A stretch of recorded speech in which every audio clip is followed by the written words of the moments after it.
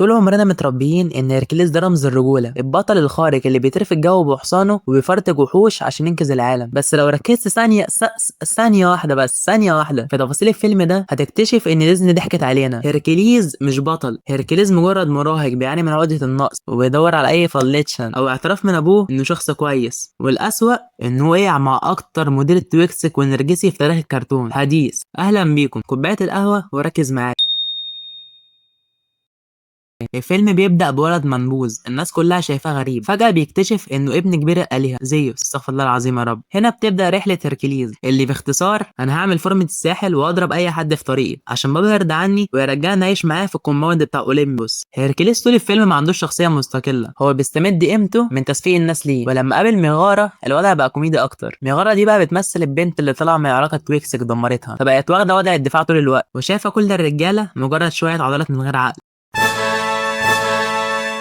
بقول لك ايه يا امير، انا عارف اني جامد وكده وعندي اصلا كتير في الجو وبشيل عمارات، مش ناوي تديني فرصه؟ انا مختلف عن كل الشباب دي والله. يا ابني فكك مني، فورمتي وبتاعي انا ورايا جمعيه محتاجه اقبضها، ومديري في الشغل مطلع عيني ومسهرني لحد الفجر. روح العب بعيد يا شاطر، انا بحب التوكسيك اصلا. يعني مفيش امل؟ طب اوريك عضلات بطني طيب. نسيب بقى قصة الحب دي وندخل على المعلم الكبير هاديس. هاديس مش مجرد شرير تقليدي عايز يحكم العالم، هاديس هو المستر مايند، العالم مدبر. حرفيا بيمثل الشخصية السيكوباتية اللي بتتقن فن التلاعب بالعقول. هو عارف نقطة ضعف كل واحد وبيستغلها لصالحه. استغل يأس ميغارا واشترى روحها عشان ينقذ حبيبها القديم اللي سابها بعدين، واستغل سذاجة هيركليز وعقدة النقص اللي عنده عشان يخليه يتنازل عن قوته. هاديس كان بيلعب شطرنج لوحده في الفيلم ده، بس مشكلته الوحيدة انه كان مشغل معاه شوية أغبياء.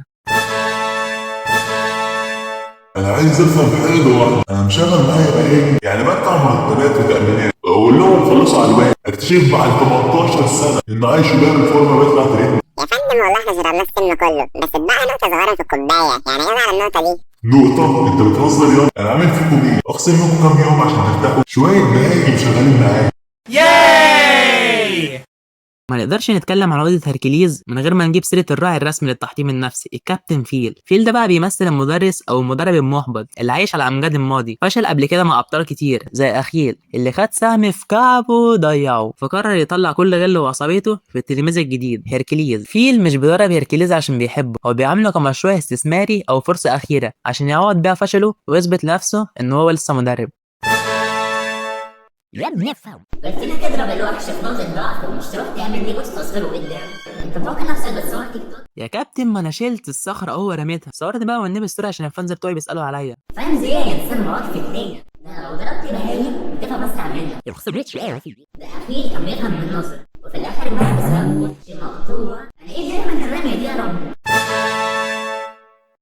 في النهاية فيلم هيركليس ده مش قصة بطل بينتصر على الشرير، دي قصة شاب اتعلم ان قيمته مش في عضلات ولا في رأي الناس عنه، وقصة عن انك مهما كنت ذكي ومخطط زي هاديس، لو التيم اللي شغال معاك اي كلام مشروعك هيفشل. لو عجبك التحليل السيكولوجي ده اخبط اللايك وصلي على النبي واشترك في سيوريا وسلام.